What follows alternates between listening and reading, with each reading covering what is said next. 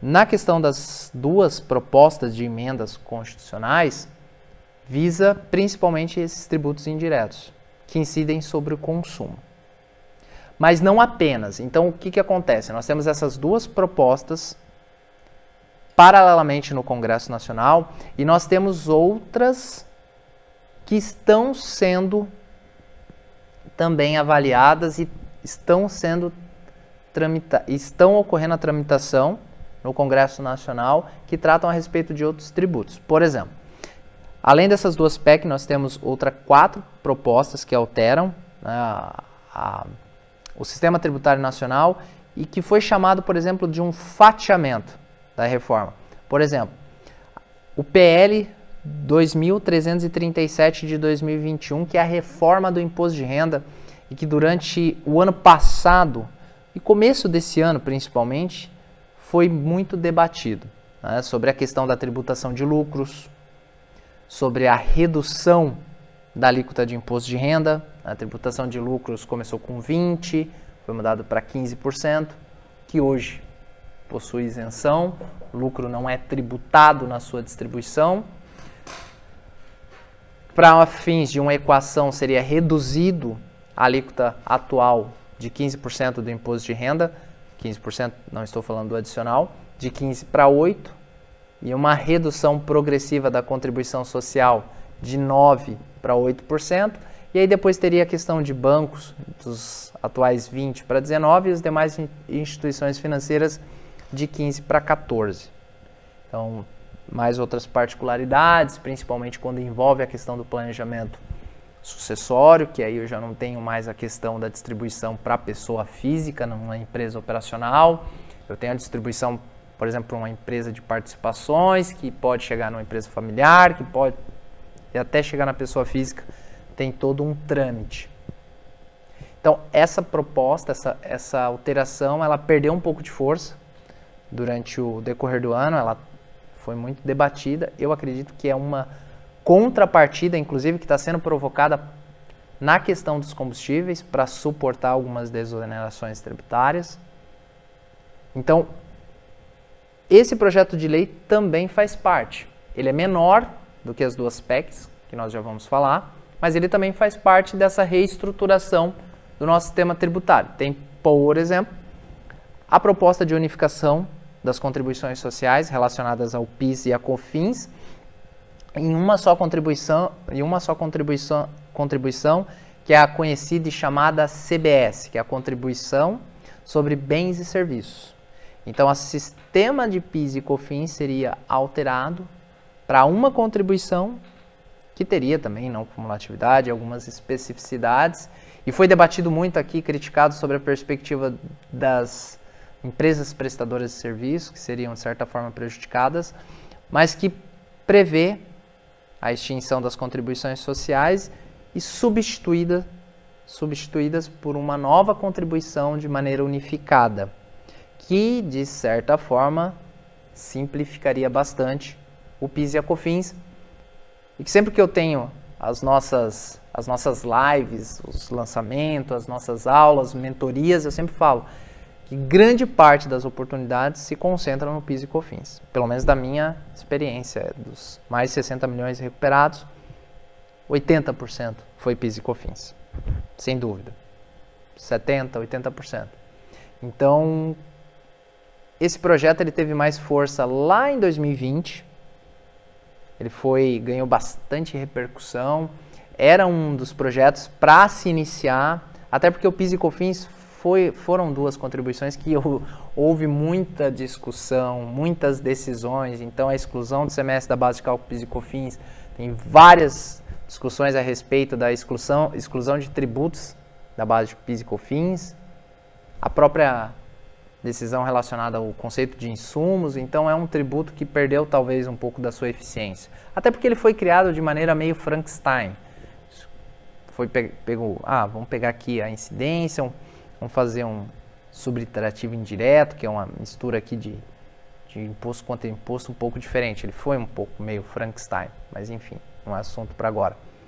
Então, dentro dessa perspectiva também, e do fracionamento da reforma tributária, Porque se você observar, ele é inteligente. Né? Eu tenho um assunto muito complexo, por exemplo. Nós utilizamos isso nas reuniões. É um assunto muito complexo, muito extenso, então muitas vezes se eu quiser tratar isso de uma vez só, vai ficar muito difícil. E nós temos que entender que o nosso parlamento, o Congresso Nacional, ele é extremamente polarizado. Então é muito difícil você tratar a respeito disso. É um tema muito complexo, porque vai entrar na questão de repartição de receitas, na autonomia, por exemplo, dos estados, dos municípios. Tem muitos interesses em jogo. Então é complexo. Então vamos fazer o seguinte, já que nós temos uma complexidade muito grande, vamos pegar alguns temas que já vão surtir efeito, já vão simplificar, já vão otimizar e vamos fracionar e trazer caixinhas que são mais simples de se votar. Por exemplo, eu trato aqui só do imposto de renda. Aqui eu trato só do PIS e da COFINS, por exemplo, no caso da CBS. Então, essas duas proposições, mais as duas PECs, elas formam esses 4 projetos que tratam a respeito da reforma tributária. Então, direcionado, e principalmente para o grande problema que nós temos, entre outros, que é a questão dos tributos incidentes sobre o consumo, ICMS, ISS, PIS, COFINS, IPI. A gente tem também questão da IOF, CID, combustíveis e outros, por exemplo. A PEC 110 de 2019 e a 45, a 110 é uma iniciativa do Senado e a 45 é uma iniciativa da Câmara. Elas basicamente são muito próximas. Muito próximas. Elas defendem a instituição, por exemplo, do IBS, que é a tributação sobre o imposto sobre bens e serviços, que em parte substitui todos esses tributos em uma parcela só, no modelo do IVA. Então as principais economias, elas tributam sobre o consumo através do imposto sobre valor agregado, o IVA, e aí alguns países têm diferença do IVA federal, IVA estadual, IVA total, enfim, mas é a tributação sobre aquilo que eu adiciono, sobre aquilo que eu agrego. Eu pago um imposto sobre uma operação, tomo crédito, agreguei valor sobre a diferença tributo, e aí eu vou lá e pago a diferença entre esse débito e crédito numa guia só. Então, imagina o seguinte, se nós falarmos de 8 ou 5, depende, né, da PEC, e nós já vamos entender as diferenças dela. Então, eu substituo 8 apurações. Em alguns casos, até 8.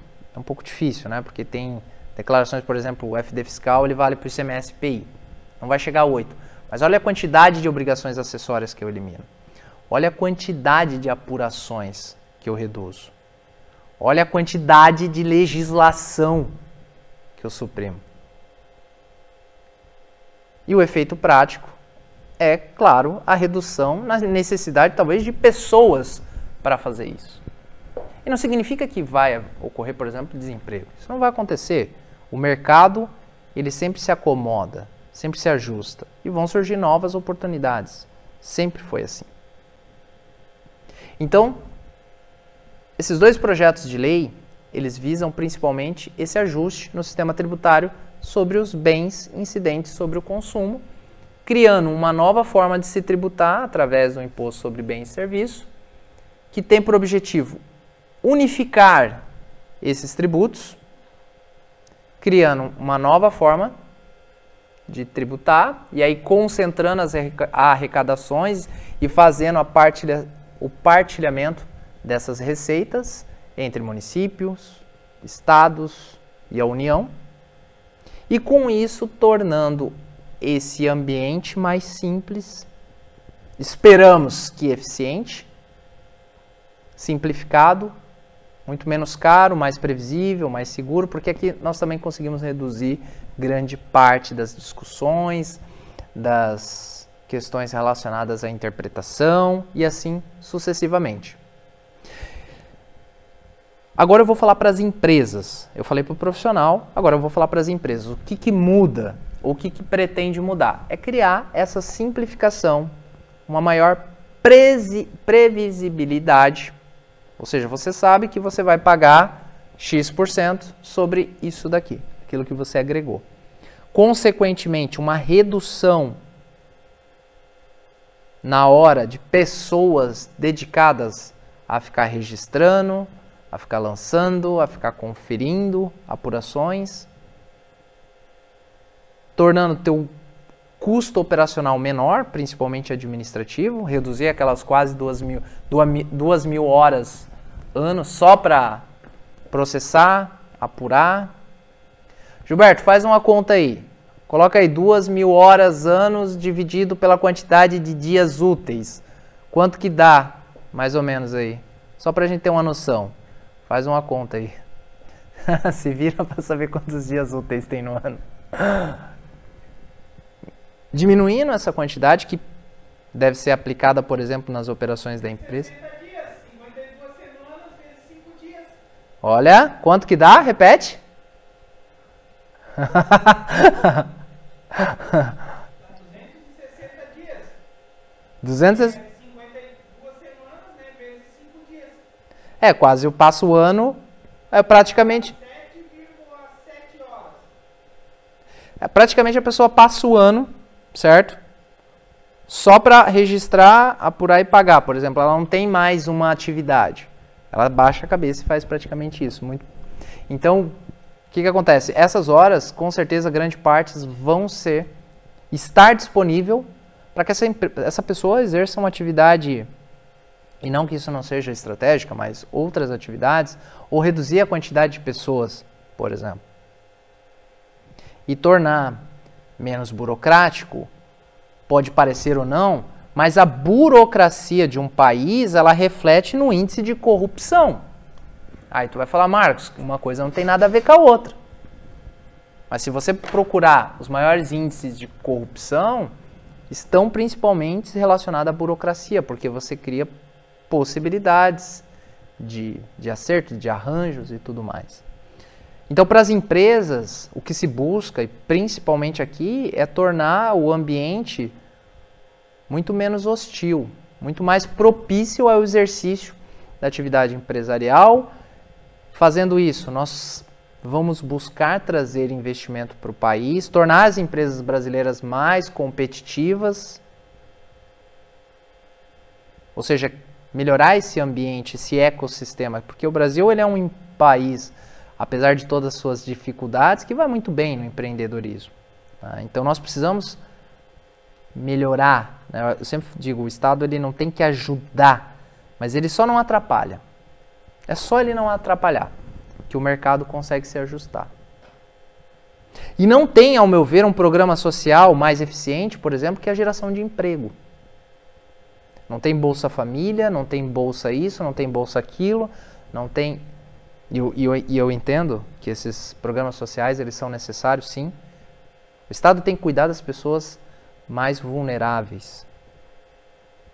Mas não há um projeto social mais eficiente do que a geração de emprego.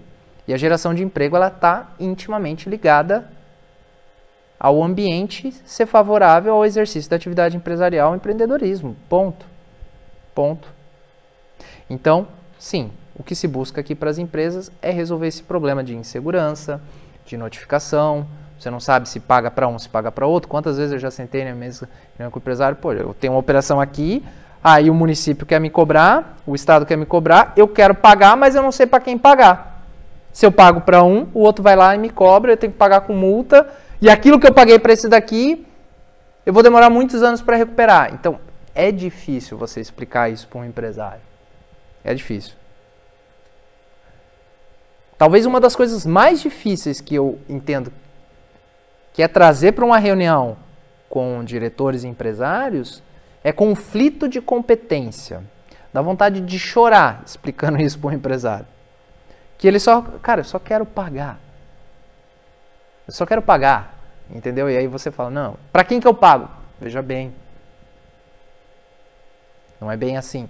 Então, é difícil, né? Eu acho que o empresário brasileiro, ele é diferente dos demais. Eu acredito que poucos países com essa pujança econômica que nós temos têm um ambiente, um ecossistema. Até se alguém tiver aqui, quiser deixar um comentário tão desfavorável. Eu acho que no Brasil os empresários são tratados muitas vezes como pessoas que não são honestas. Acho que nós criminalizamos a prosperidade, isso eu vejo que é um problema. E nós temos que estender tapete vermelho para quem decide empreender no Brasil. Ou seja, você corre risco, você trabalha demais, você não tem tempo. E você está lá focado num negócio para ganhar dinheiro, sim para ganhar dinheiro, mas que está gerando empregos diretos, indiretos, está movimentando a economia. Então, o empresário ele tem que ser tratado, sim, com tapete estendido, tapete de ouro. Temos que tratar bem, que tenha muitos empresários, porque para quem tem dinheiro, pessoal, hoje com uma Selic alta dessa, deixa o dinheiro no banco e não vai se incomodar. Não vai se incomodar. Então quem está ali atuando, incentivando, buscando, né, muitas vezes passando por dificuldades, mas acreditando num propósito maior. Então acho que é algo que nós temos que incentivar.